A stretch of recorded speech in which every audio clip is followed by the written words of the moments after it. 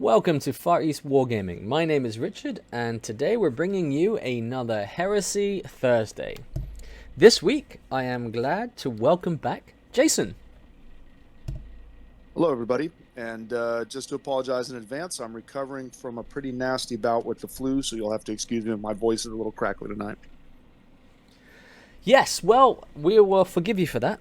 This week, what we wanted to talk about is the latest thing that's happened for Games Workshop, not necessarily the Horus Heresy, their brand new Warhammer.com website. Yeah, this is a big development. For those of you that were familiar with the old websites, Games Workshop and Warhammer.com and Forgeworld.co.uk, they were separate entities, and now it's all been rolled up into one big giant ball of mush. Yes, it has. And here is the website. The one thing I will say is I appreciate what they are trying to do here by updating to a more modern feel, because the old website, though we were very familiar with it from use for many, many years and it was kind of a stable for us, did follow a very old design scheme. And this one has clearly adopted the latest generation's design scheme for shops. Now, the question is, does it work for what it's trying to achieve here for Warhammer? Yeah, I mean, before I get into my criticism of the website, I mean, one of the things that I think is a positive is, excuse me, you no longer have to go to different sites to find if you're buying plastic 30K stuff and resin 30K stuff from Forgeworld. You don't have to go to different sites. Ideally, this will allow Games Workshop Warhammer stores to order these kinds of things for you, which could be fantastic if that's true. We don't know yet. So yeah, there's a lot of positives to that. And, you know, the site did need a refresh, but this thing has been launched and man, does it stink. Yes, I do understand the positive side of things now. We don't have two separate websites. There is now a blurring of the line between plastic and resin, which could be a good thing, but is also a double-edged sword because they are two very different materials with two very different skill levels required to use them. And in the past, when you start with plastic and you knew everything from Games Workshop was plastic. And you knew everything, which was slightly more specialized from Forge World, was in resin. So you had a clear definition. You weren't going to order accidentally something you weren't capable of handling in your hobby skills. Now, that line is very blurred. It's still there if you look very closely and filter accordingly, but it is blurred considerably for a novice.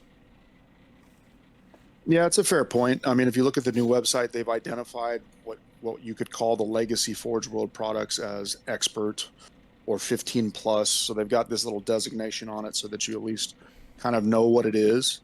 But it doesn't tell you intuitively if it's resin. It doesn't tell you any of these kinds of things. You got to kind of dig a little bit more. So I think that's a bit of a miss. I mean, I do like, again, the single website approach. I get it. They've been talking about putting Forge World under the Warhammer umbrella for quite some time in terms of resources and everything else. So from that perspective, it makes sense. I guess where you and I probably agree is just the layout and the technical glitches and everything that's happening on this website right now. It's borderline unusable. Yeah. For the layout, I'm very familiar with this kind of layout. It's something I'm sure every viewer will have seen in other websites because it's following very similar design standards.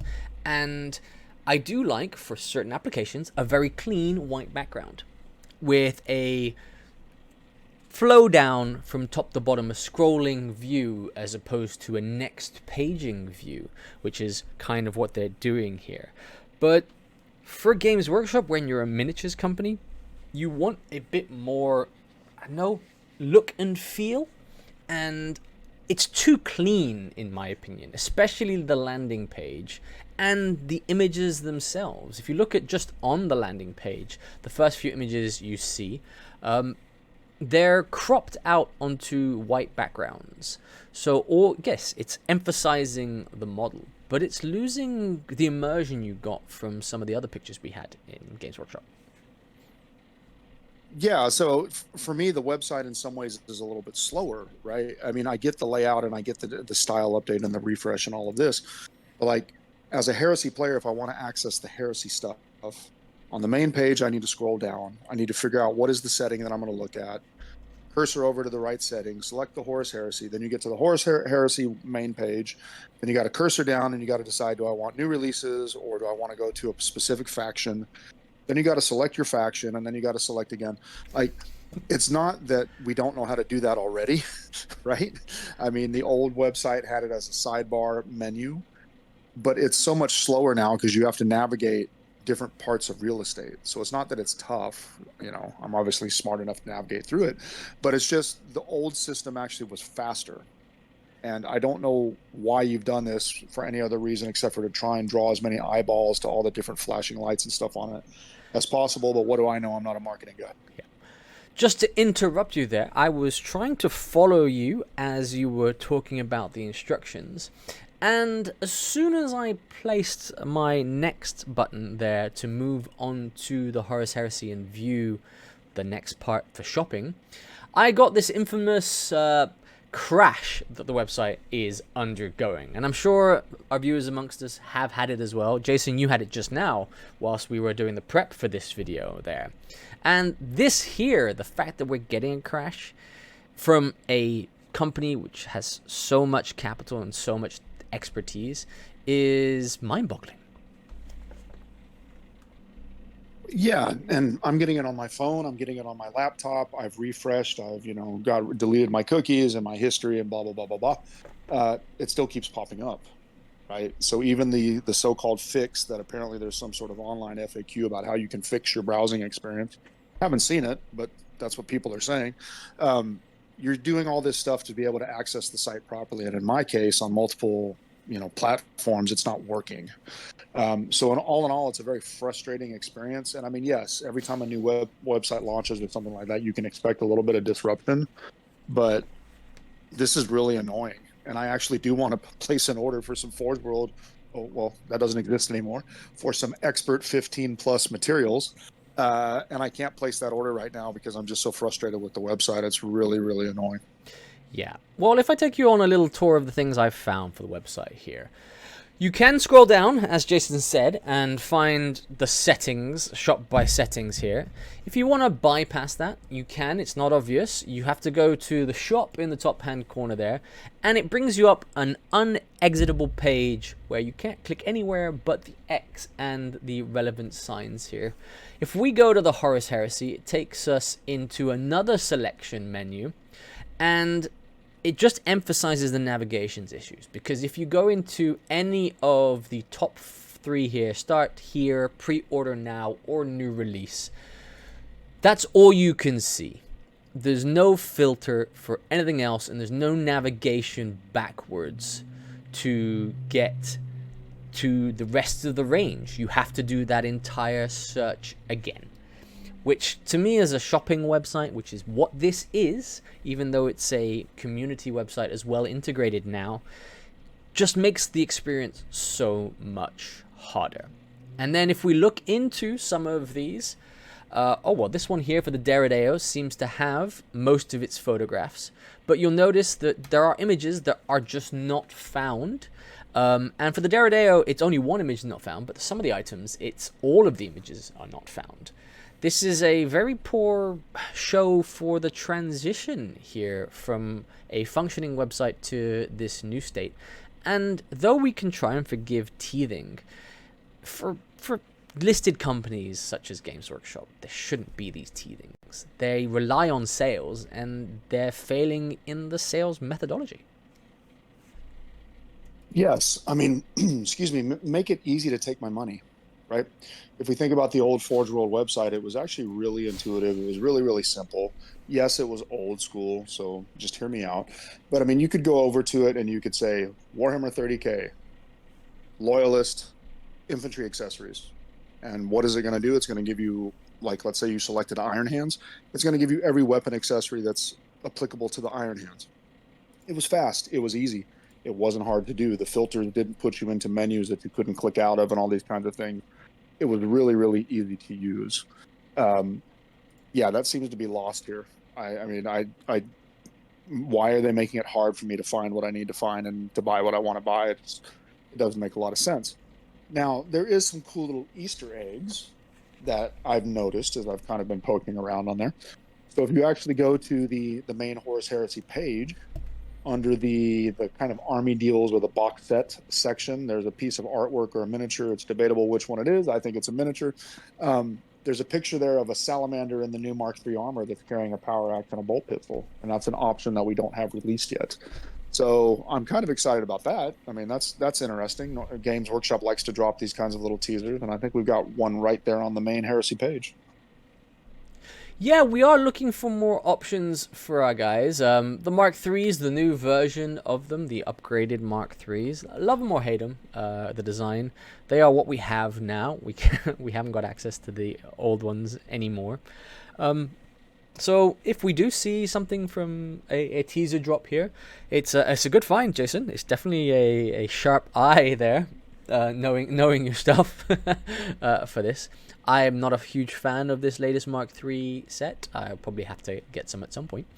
But the forcing into the spiky helmets or modification of them, not my favorite. But yes, more options is always welcome, especially if we're getting it in the new style, which could potentially swap these hands over from the Mark IVs to the Mark IIIs to the Mark VIs, kind of things like this.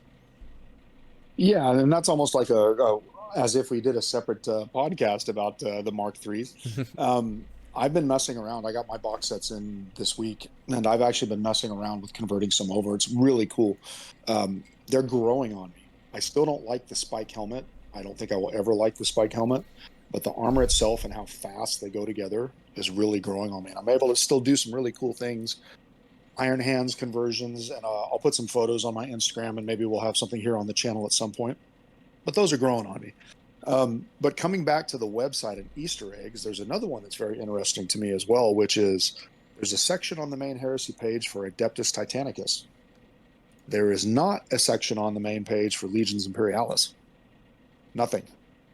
So what are they saying? I mean, if that product is going to launch this year, as they've said it's going to launch this year, and they're not putting out Adeptus Titanicus stuff anymore, why is that on the page? So, tinfoil hat, does this signify that they're going to push Legions Imperialis further back? Is it just somebody, web designer that doesn't know anything about the game, just porting stuff over? Who knows? But that one was a little interesting to me as well, that we still see a reference to Adeptus Titanicus and nothing for Legion. Yeah, I don't think Adeptus Titanicus is necessarily going away. It is a different game system. This here, the new Legion Imperialis, is using the same model range. I think the real range that we are seeing disappear is the Aeronautica. That is going by the wayside in favor of Legions Imperialis. I am on the side that I do think they'll be releasing it. They have made a release in their White Dwarf of a Legions Imperialis battle report before the game came out, which is very rare for Games Workshop. But I think is more an indication of their delays in their production and general logistics for this release than a factor of they wanted to preview the game before it came out. I think they expected the game to be out at this point, and that's why it was in their White Dwarf planning. Yeah, it could be. I mean, again, at this point, with all the different delays and things that we've seen in production issues and supply chain problems over the last 18 months, yada, yada, yada, yada. I'm not expecting Legions this year. I'm not getting my hope up. But yeah, who knows? And just while we happen to be talking about this, I can no longer poke around on the webpage because I'm getting this white screen of death. I can't do anything now. And I just cleared my cookies right before this call. So there you go. I can't even do any searching, and I can't even see if I can find any other Easter eggs or other things to critique. Yeah, the white screen of death, or, well, the black screen when you're on the PC, depending on what your browser is here, is very annoying. And it's a critical failure, honestly, from Games Workshop there. I see the direction. I think I said this at the beginning. I see the direction of where they're going. And I appreciate the idea of modernizing what was a 20-year-old website, if we're honest with ourselves there. There's just better ways to go about with technology nowadays. than just straight away releasing this one site. They could have run them both parallel with the backorder system being integrated. That's something they could have done, but they chose not to. And from an experience point of view, I do like the idea of having this video at the very beginning of when you come in, showcasing everything. But it has no sound, so it's a bit underwhelming. And though I find sometimes when sound is automatically played on a page quite obtrusive, I am a Games Workshop fan. I do love Warhammer, and I don't think I would find a showcase of the best parts of Games Workshop and their universes they created something too obtrusive to listen to. But yes, missed. Yeah, well, I got to take your word for it because I can't surf the page whatsoever. So, and I'm on my mobile phone. I'm not at my laptop right now. So yes, I'll take your word for it. But I don't know. Maybe for those of you out there that are accessing the website, let us know if you find any other of these Easter eggs. Right? To me, this is kind of always fascinating stuff. It's fun to hunt for. It's fun to talk about. See what else you can find. Maybe you're gonna find another picture that gives us some sort of clue of a future release, or maybe they accidentally put the wrong picture on one of the pages. Who knows? But in the comments, please share that with us. That'll be fun to dive into as well. Yeah, I'm going through this a bit right now as we're speaking, so you guys can see it live. The goal was to make everything into one resource, so everything is there. But Warhammer Community and Black Library and such, they're still their own things. So they're still linked to their own pages. So this is just a combination of Games Workshop and Forgeworld. But we did allude to this very briefly at the beginning. It is a sign that potentially we're getting Forgeworld stuff in stores. And from our friendly neighborhood gaming store there, we've heard that this might be the case, but the logistics of it are still in the planning stages. For us in Malaysia here, doing something like that, integrating the ability to order Forgeworld as a direct order for the store is, well, honestly going to increase sales, because we all, as Heresy players, want to order Forgeworld. And ordering Forgeworld for us out in this region, we pay a excessive premium on it. The shipping, well, the tax potentially, and the conversion fees for our exchange rates, that hopefully we won't see if we order it direct. Yeah, this could be huge, and that's the part that gets me excited. So if you're in the UK and the US, and probably 80% of you are, you've got it a bit easy, right? Because you don't have to worry about this kind of thing. But for those of us in the rest of the world, it's brutal. As Rich alluded to, if I place an order for Forgeworld, if it's not $350 or more, I got to pay shipping cost on it. When it gets here, it's like a crapshoot, 50-50 chance whether or not the customs authority is going to put tax and duties on it. I've paid tax as much as 50% of the stated value, because it just depends on the whims of customs at that particular day and time. I've had shipments held up at the airport where I have to drive 3 hours round trip to go pick them up, to pay the tax and everything else. So if this can be something that we can order through stores, that is such a life-changing event for those hobbyists like ourselves that are not in the US or the UK. So I'm pretty excited about that. But yeah, I think your point's also valid. What kind of exchange rate are we going to get hit with? Don't know.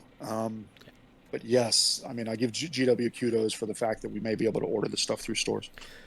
Well, we've already had the preview of that, because some of the resin from Forgeworld has been able to be ordered directly to the store. I think we had access to the Primarchs, the transfer sheet, and the dice from Forgeworld that was able to direct order to the store for a while now, for a few months now. So this is a happy, nice progression. The one thing I'll say, and this is specific to Malaysia, in regards to Forgeworld and just in general the stores, we are pegged to a exchange rate for the pound for our shops here, so our official Games Workshop stores. But as the rest of the world, we're pegged to the US dollar. And there is a 20% or more price discrepancy between the two. So if anybody at Games Workshop who has any say in this power is listening, please maintain the GBP for us. This hobby that we love is already pricey enough without having to add crazy exchange rates. Yes, please. Yes. Well, I mean, baby steps, right? We talked about shipping and duties, so that's a win. But yeah, let's see what happens, because otherwise it's actually cheaper. There was one time, I'm not kidding, this is a true story. I flew all the way to the UK on a business trip, and I saved all of my Forgeworld purchases for a year to do it on the business trip. Even if I had bought the plane ticket myself, I would have saved more money that way than actually ordering and having it delivered and paying the taxes and everything else. Yeah. So I think we were saying our brothers down in Singapore, it is apparently cheaper to order online than it is to buy it in the store in Singapore with their exchange rate. So that's something internal GW has to look at, I believe. But yes, I do look forward to, touch wood here, in Malaysia, being able to get access to our Forgeworld resin just in store. I know it won't be stocked, it'll be direct order, but that's already vastly better in terms of customer service, in terms of sales avenues for us as hobbyists for the Horus Heresy, where the majority of our range, if I'm honest, is still in resin.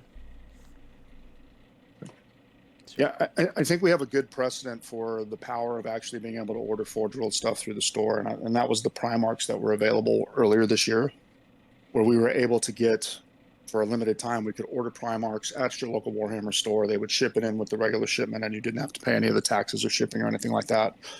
And yeah, I'm sure that was probably like the test run for this whole model, but that worked really, really well for those of us out here that needed that option. And I'm so excited about that possibility. I can't talk about that enough. Yeah, I picked up a lion when I was able to do that. My second one. One of them is currently out with a commission painter for the better part of a year now. So I thought I'd pick up my own to see if I could give a hand at painting one of these famous Primarchs. Yeah, I think that might be the one that I put together, if I'm not mistaken. Yes, it is. It is. Yeah, it's yeah. I mean, we'll see what happens. We'll see what happens. Again, I mean, the technical glitches, everything else, that's kind of mind-boggling. But I mean, there is potential in what they're doing. Let's just wait and see, right? I think that really comes down to it. We do have to wait and see. I reiterate, this is a good thing for Games Workshop that they're trying to innovate from an older style.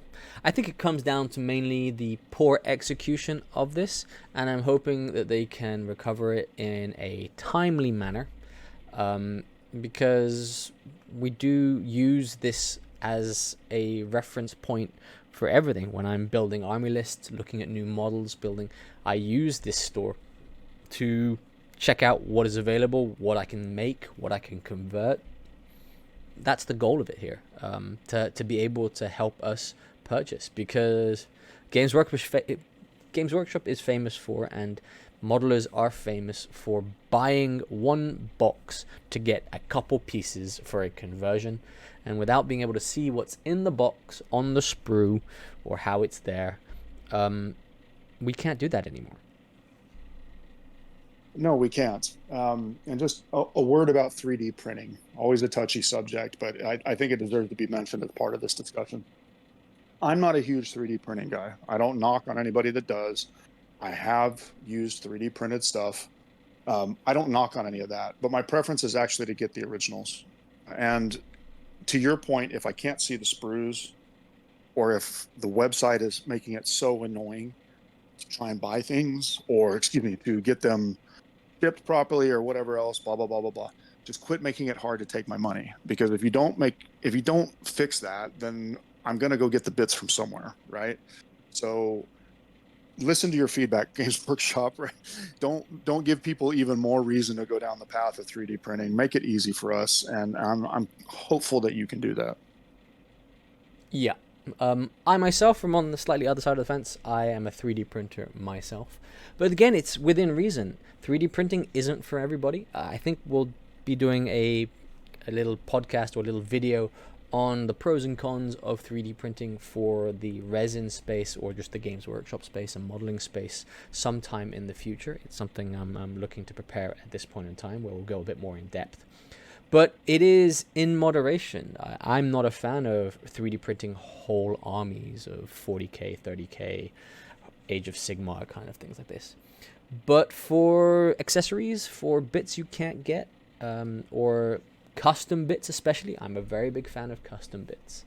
And the way you had the choice in the past was being a great modeler and using green stuff. Luckily now, we can 3D model it, or have other people help us 3D model it, and easier access to making it a reality. Yep, I hear you. Definitely a topic for another day. I just want the interface to be smooth and everything else, so I can get my stuff when I want it. Please help me, GW.